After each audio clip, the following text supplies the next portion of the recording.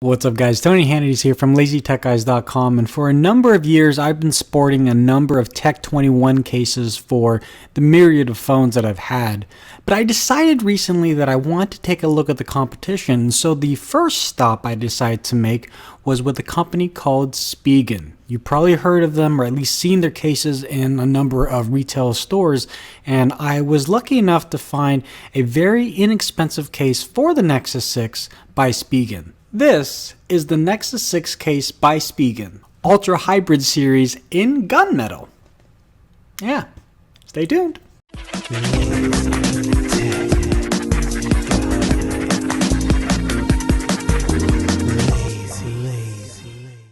Now, I don't normally judge a book by its cover, but when this came in the mail, I was quite, not appalled, but I was quite taken aback. It was not something of the presentable style of accessories that I've seen in the past. Even some of the very inexpensive, no-name Chinese brands have a little bit better branding on their packaging. But the fact of the matter is, it's not really what's on the outside of the packaging, it's what's on the inside, right? That's what we're here for. So as I mentioned in the intro, this is part of the Ultra Hybrid series. The reason why it's a hybrid is there's actually two pieces on this case. One, which is the clear plastic back, as you can see here, and second is the flexible TPU edge. Now, this does come in three colors. This is the gunmetal, there's a clear one, and then finally there's a mint offering as well too.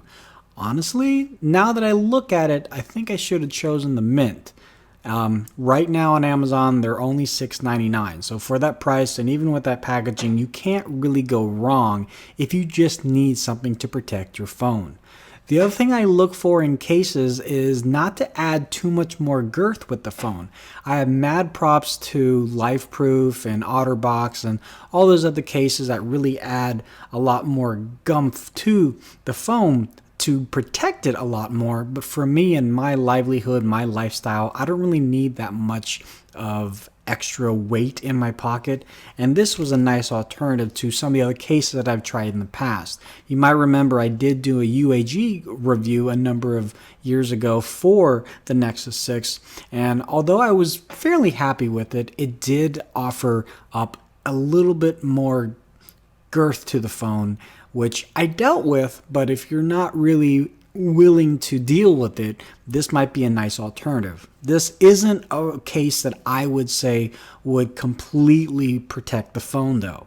So if you're a person that tends to drop phones a lot, then this might not be for you. The reason why I say that, and maybe Spigen doesn't really agree with me, is that from my personal experiences, this style of casing with this very thin layer and nothing to dissipate, I've seen damage to the phone happen.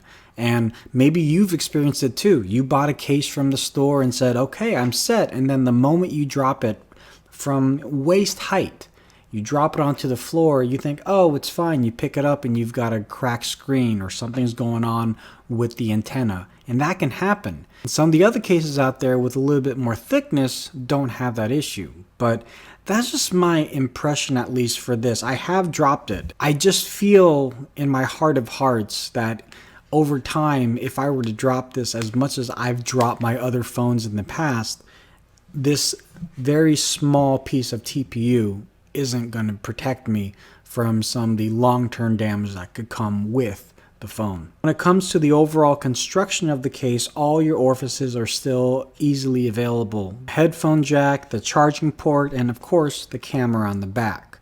One thing I was a little worried about was a lot of the times when you get cases, the opening for the charger is just enough for the OEM charger, but a lot of the other chargers that I have, including a OnePlus X charger, still works with this. So I was very happy to see that. It does have a little dimple. So if you like the dimple feel in the Nexus 6 where the M is, you'll still get that with this case. So that was a nice touch that they had there. Also, in regards to just overall construction and design, I do like the simplicity and the minimalism that it does have. It's not really trying to be a whiz-bang case. It's not a case that has a Picasso painting on the back of it. It's just the case. It's doing what it's set out to do, to protect your phone up to a certain point. And unlike the UAG case, there's nothing covering the back here to cover the Nexus logo. And I look all the way around, and the only thing that says Spigen is this little logo right here on the bottom right hand corner, which is a really nice touch. It's not too big, but at least they still get their namesake out there. Putting it into the phone is very simple, just like any other case. Goes right in very simply. It is a fingerprint magnet. I will definitely attest to that. Just seeing all the different fingerprints on the back, I don't normally feel the need to wipe the fingerprints at the end of the day, but with this particular case, I do, because it's just so easy to see, and it just makes the case look very, very dirty. So if you don't like a case looking dirty or a phone looking very dirty, maybe a clear coated back isn't for you. Not just with Spigen, just with anybody really. The TPU on the edges does offer a little bit more grip, but not too much. It's still a little slippery, and on the back, because it is a clear coat, there's no grip whatsoever. So you can just slide this across on a desk and it'll just slide into the end of the desk and it falls off. So at least you have a case on, right? So there's that. But the fact is, I do kind of wish there was a little bit more grip on it, maybe some ridges on the actual TPU on the edge side of it. And you do have your volume and power controls on the right hand side, and they're easily accessible with no problem. But there is an issue. They're accessible, but it is a little confusing. If you look at the button controls on the Nexus 6 itself, the actual power button has little ridges in it, so you can easily differentiate that small button to the volume control buttons. With that being covered with the case, unless you can really remember where they are placement wise and you can figure it out in the dark, you might hit the up volume instead of the power button, or hit the power button instead of the up volume. And I've got to tell you, it's kind of annoying. It's happened to me a number of times, and I'm not a novice with the Nexus 6 whatsoever.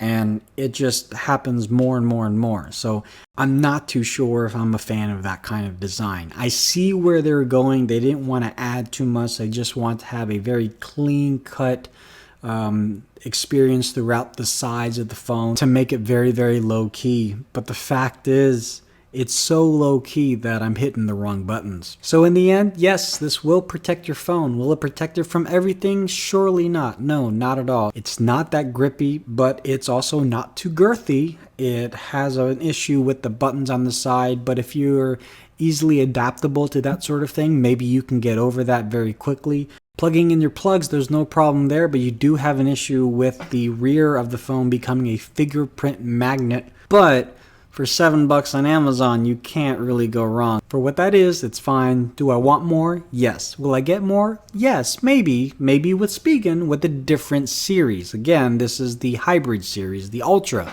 hybrid series, and I'll see if they have some other options out there as well too. So if you guys have any cases you want me to review and check out, not just for the Nexus 6, but just cases in general, manufacturer of cases in general, let me know. Put in the comment section below. Hit me up on Facebook, Twitter, Google+, wherever, and hopefully we will get back to you, and we will definitely talk to you in the next one. Late.